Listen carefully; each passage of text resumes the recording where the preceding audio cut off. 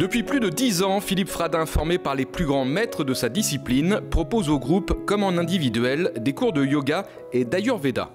L'Ayurveda me semble être tout à fait lié à la discipline du yoga et j'ai constaté ça au fur et à mesure de ma pratique et donc j'ai eu besoin d'associer les deux pratiques. L'Ayurveda qui est la médecine indienne et le yoga qui est la thérapie corporelle que tout le monde connaît mais qui également, a également une façon de travailler qui est bien plus qu'au niveau corporel, qui travaille aussi la respiration et bien sûr la concentration et la maîtrise du corps. Pied, rapide à droite, on alterne, inspire de narines. Capacité de recentrage, stabilité, clarté, gestion du stress, l'enseignement de Philippe Fradin peut se réaliser au mois, au trimestre ou à l'année. Et contrairement aux idées reçues, pas besoin d'être souple pour faire du yoga. L'approche progressive et la recherche d'équilibre font partie de la méthode Philippe Fradin.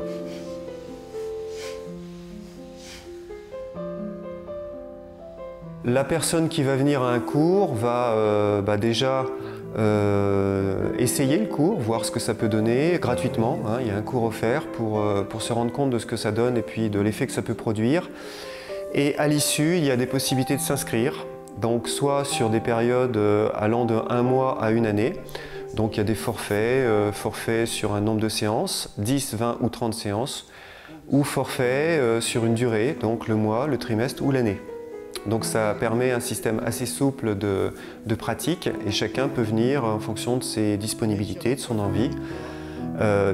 Dans le cadre donc, collectif, dans le cadre individuel, ce qui est possible au début pour les personnes qui ne sont pas à l'aise en collectif, il y a donc on pourrait dire un accompagnement personnel, des postures qui se fait donc sur rendez-vous. On relâche les bras et les plantes de pied en contact.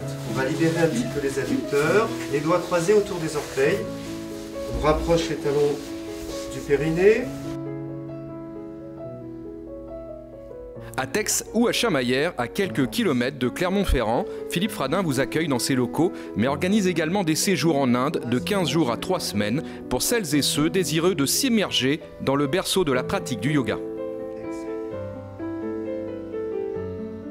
Prochaine inspire, les deux jambes, les deux bras.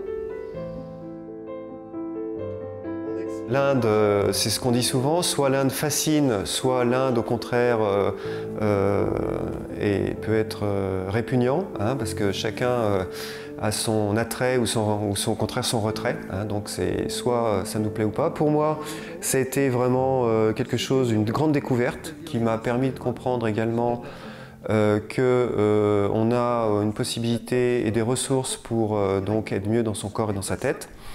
Et de ce point de vue, l'Asie est assez bien armée, on pourrait dire entre guillemets, sur les façons d'être mieux. On le voit également en Chine, dans la tradition du Qigong ou du Tai Chi, et en Inde, dans la tradition du yoga et de l'Ayurveda. Et donc le rapport que j'ai à l'Inde, c'est un rapport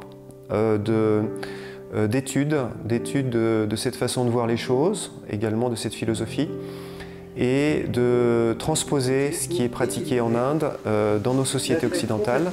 Et on s'aperçoit qu'aujourd'hui, il y a un développement de ces pratiques et du coup, je me sens assez à l'aise avec ce transfert de compétences de l'Asie, de l'Inde, dans notre culture occidentale qui est soumise à du stress, à de l'insomnie, à de la dépression.